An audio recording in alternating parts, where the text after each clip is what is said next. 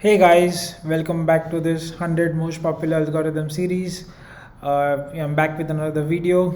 In this video, we'll be covering unique paths coding challenge. It is one of the most popular coding programming challenge out there. It is one of my favorite problems, and it is an all-time classic. So yeah, let's start reading the problem statement. So here what we are given is there's a grid which can be of any dimensions. There's a robot which sits at the 1 cross 1 cell, and there's a finish line which is at the end of this grid, right?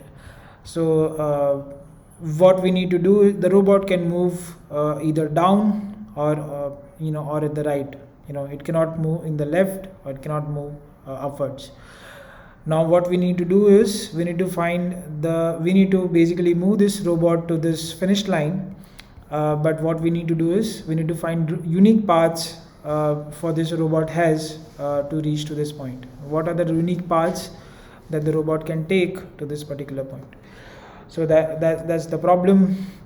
As I mentioned, it is a very popular problem, and it's a classic dynamic programming problem that is out there. So this problem can be solved using dynamic programming. For the sake of those people who don't know what dynamic programming is, it is basically a unique technique to basically break the problem into subparts, solve those parts first, break the problem into the smallest possible part possible, right?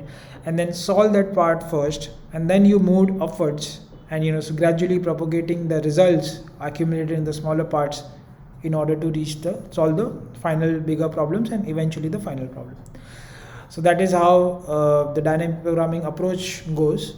So here in this particular example, in this particular problem, what we can do is so we have given a problem to find unique paths across this whole grid, right? So what we can then do is, what is the smallest possible grid out there, right? And that is 1 cross 1, right? There is only one cell in the grid. 1 cross 1 is the smallest possible grid out there. So what we can then say is, okay, so what is the unique way for this particular robot to reach from start to finish in that smallest grid, right? And then we solve that problem first, and then we move on. Then we just expand the grid, when we add one cell to the right, one cell to the left, and so on and so forth. When we expand the grid, and then the problem, we start solving those problems. So in order to visualize this, I have created this grid here. So we will have this DP array, as often is the case in the dynamic programming questions. We have an DP array, right, typically of the same size as the actual grid. So this is the DP array, which is of the same size, right? So in the example, we have a grid of which is 7 columns wide, 3 rows wide, and that is exactly what we have here, right? Now this is where the robot sits. This is our finish line. So what we now have to do is break this problem into smaller parts. So let's focus on this particular cell right now. So imagine if our grid is only 1 cross 1, okay?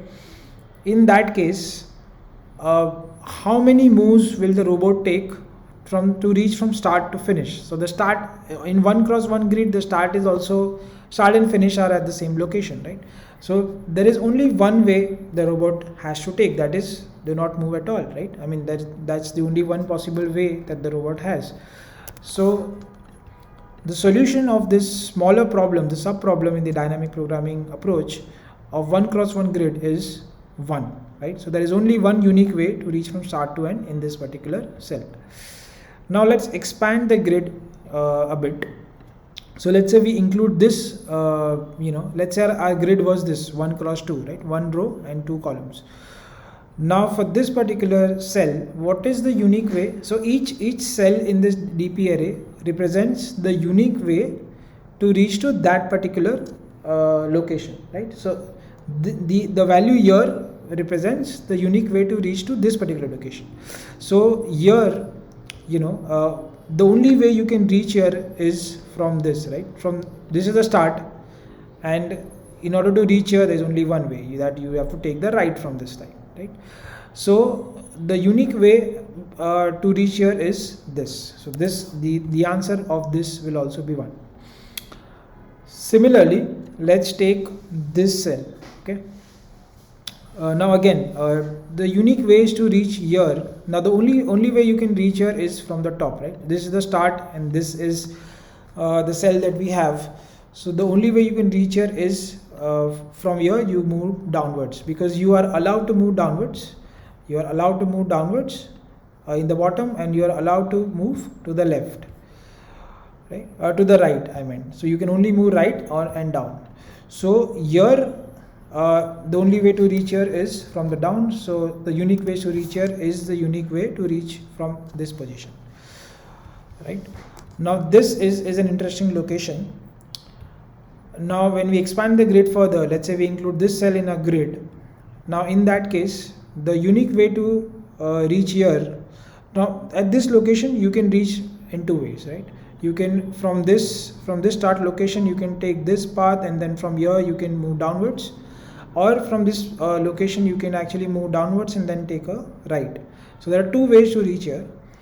So the unique ways to reach here is the sum of unique ways to reach this location plus unique ways to reach this location, because at this location you can come from this side or you can come from this side.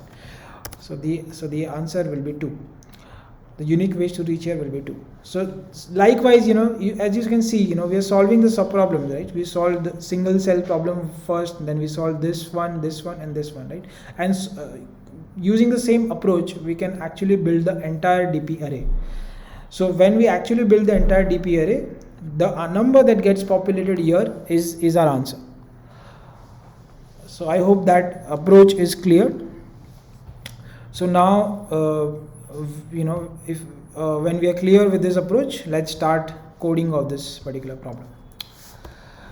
Right. So the first thing is we need to make sure that our grid is valid. So if the grid, so for that we need to have at least 1 row and at least 1 column. If that is not the case, then we simply say, we can't solve this problem. There is no way. There is no unique ways, because there is no grid essentially, right? Now once you have done this sanity check, then what we need to do is our solution is broken up into like few parts. Firstly, we will have to initialize the DP array, okay? Because we need a DP array, as I mentioned over here, we need this DP array, and so that we can populate our items here. So the first task is to initialize the DP array. The second task is, in every dynamic programming question there is a base case, right? There is always a base cases of the dynamic programming which we need to populate. So we need to figure out what are our base cases, and we need to populate them in this step. And in the last in the second last step, what we need to do is then we actually go on to populate the entire DP array, right? So once the base cases are filled in, we can actually fill the rest of the DP array. Basically we can start answering all the intermediate cells eventually till we get the answer of the final cell, and last we return the output, right? So these are the skeleton. This is on a high level, this is what we're supposed to do. So let's begin. Now to initialize a DP array, as I mentioned, the DP array is also of the same size of the actual grid, right? So the DP array, what we need to do is, it's a 2-dimensional array. Grid is essentially a 2-dimensional array. So we have this outer array, and then we need to actually populate the inner array, right? Every row we need to populate. So for every row we are giving m rows, right? M is the number of rows that are possible. M is 3 rows, so we'll use m here. So we'll have to repeat this loop for 3 times, m times. Then in every iteration we need to create this column, right? So create this row. In every iteration we'll create the row. So what we can then do is, in the DP array we'll append now the row. Now we need to initialize it. So initially I'm giving 0 as the value for the entire DP array, right? So I'll initialize it with 0, and I need this for n times because n is the number of columns present in a single row. So I'll basically have 0 repeated n times, and that entire array I'll add it as my row. So this this particular code will basically initialize our DP array. Moving on, now we need to identify our base cases. So the base case is actually only one. So we just need to answer this particular answer where what will be the unique paths if the grid is 1 cross 1, right? So for that we know the answer. If the grid is 1 cross 1, that's the first cell, then there is only one unique way to reach from start to end, right, as we discussed in the earlier part of the video. So this is the only base case that we have. Right, so then moving on, based on this we can actually populate the entire rest of the cells in the DP array.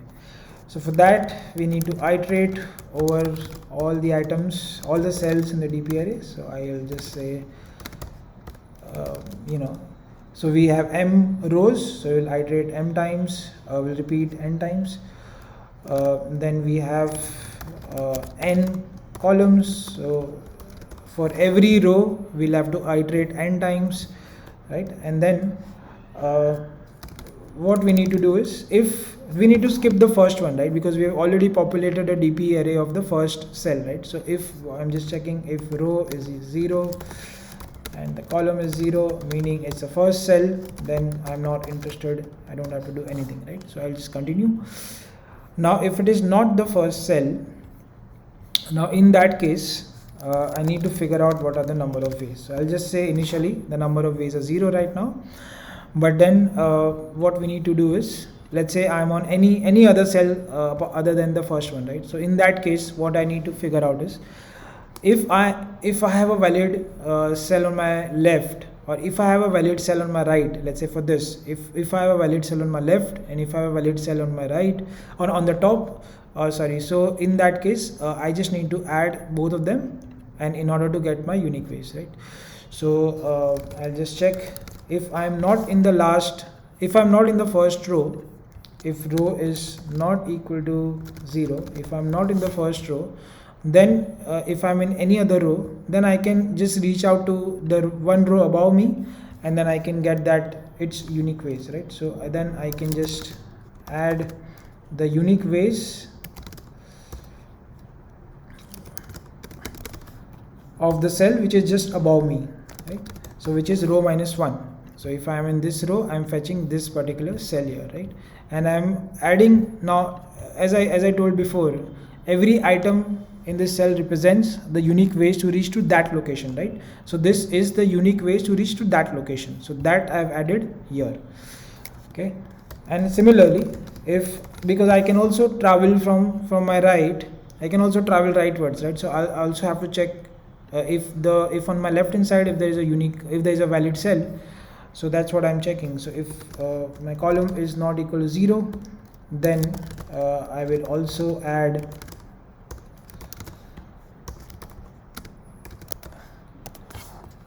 if I'm not in the first column, then I'll also add the unique ways to reach of the item which is just on the left side of me, right? So that also I've added. And now this ways, this combined total is actually the unique ways to reach to this location, which is the current location at this iteration, and that is the ways, number of ways. So this particular code will then loop over every cell in the DP array, will populate the results there, and all we have to do at the end is basically pull out the last one, right? So we'll have to return.